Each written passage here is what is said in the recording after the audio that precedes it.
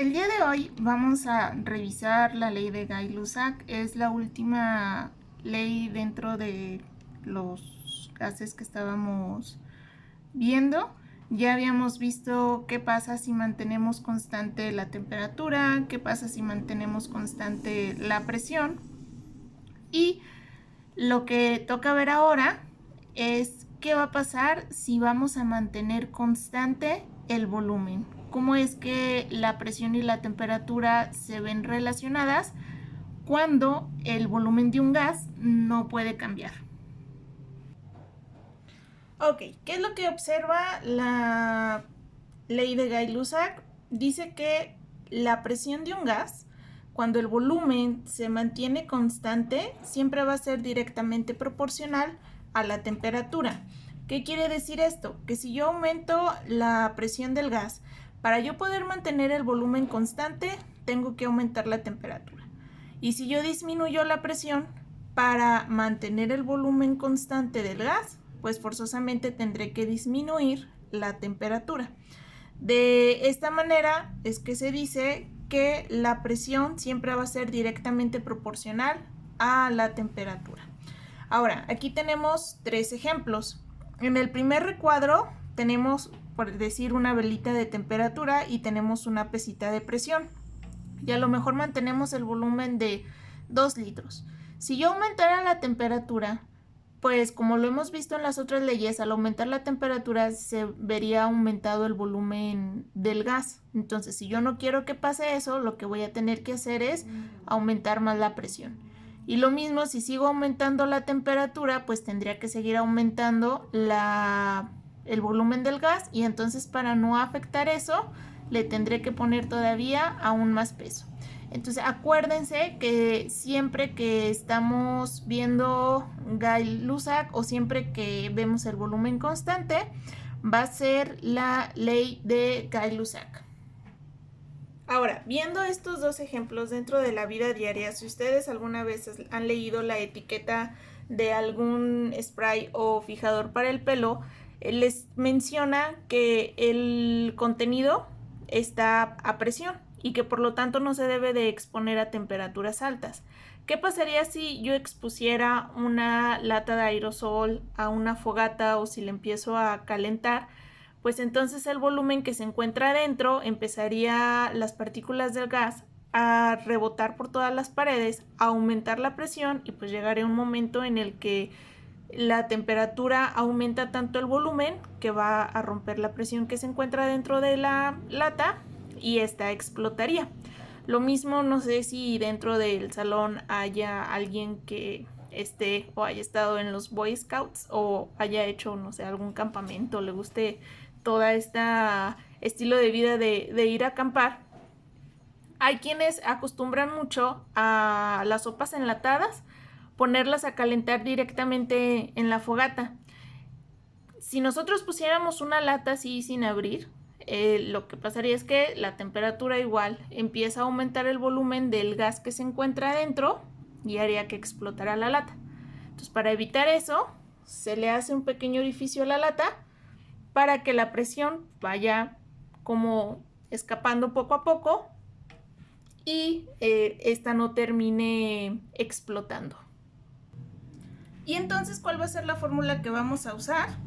En este caso va a ser mi presión inicial sobre mi temperatura inicial va a ser igual a mi presión final sobre mi temperatura final, en donde ya aquí les pongo qué significa cada una de los componentes de la fórmula.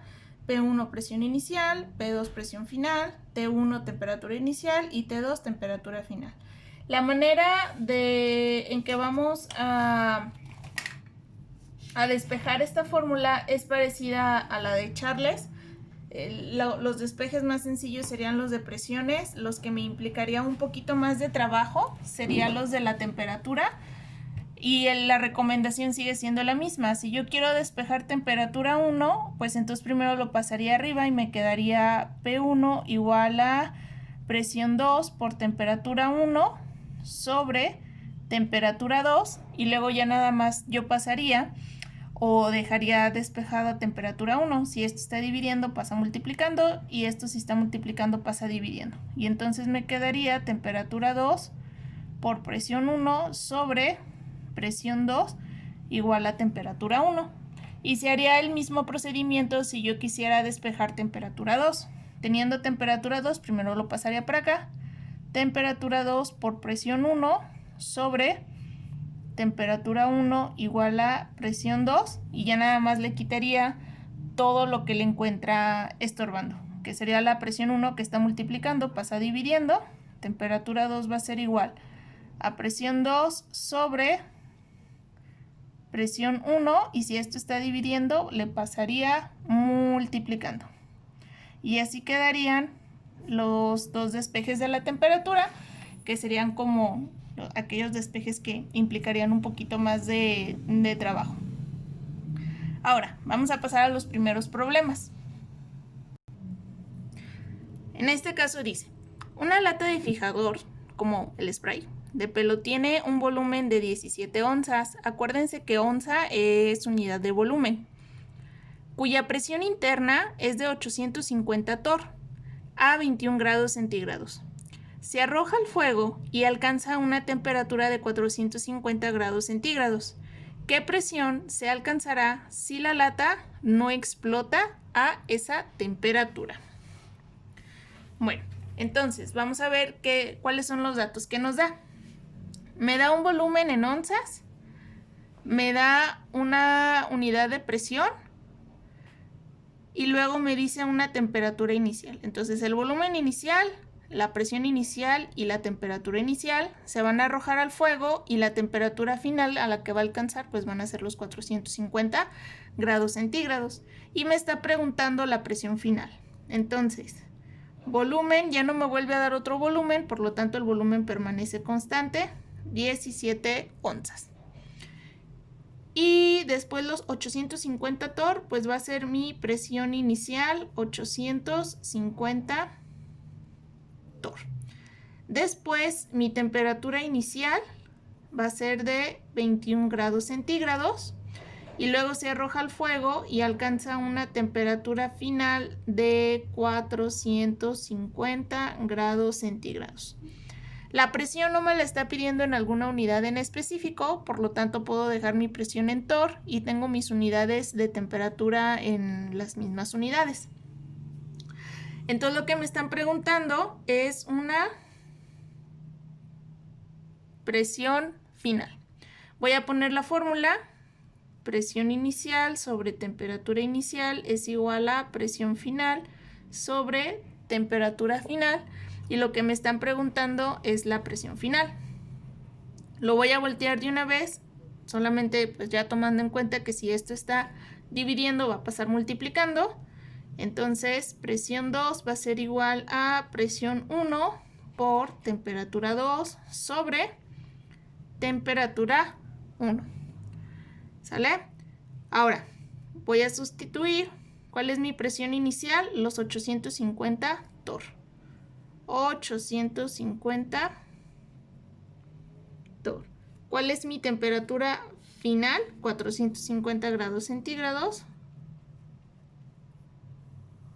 ¿Y cuál es mi temperatura inicial? 21 grados centígrados. ¿Sale? Entonces hago mis operaciones.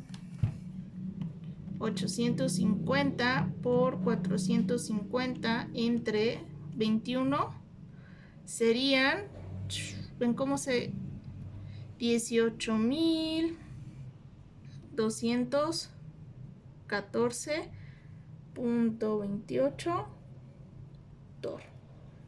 Todo lo que aumenta la presión. Bueno, también la temperatura aumentó muchísimo, ¿sí? Entonces, así se resolvería este primer problema. Este segundo dice, en los incendios de las casas a veces se rompen las bombillas eléctricas. Las bombillas eléctricas están llenas de argón, que es un gas noble. Si el argón está a una presión de una atmósfera a 15 grados centígrados, ¿cuál será la presión de la bombilla a 480 grados centígrados? Se supone que a esta temperatura la bombilla todavía no explota. Entonces, vamos a ver.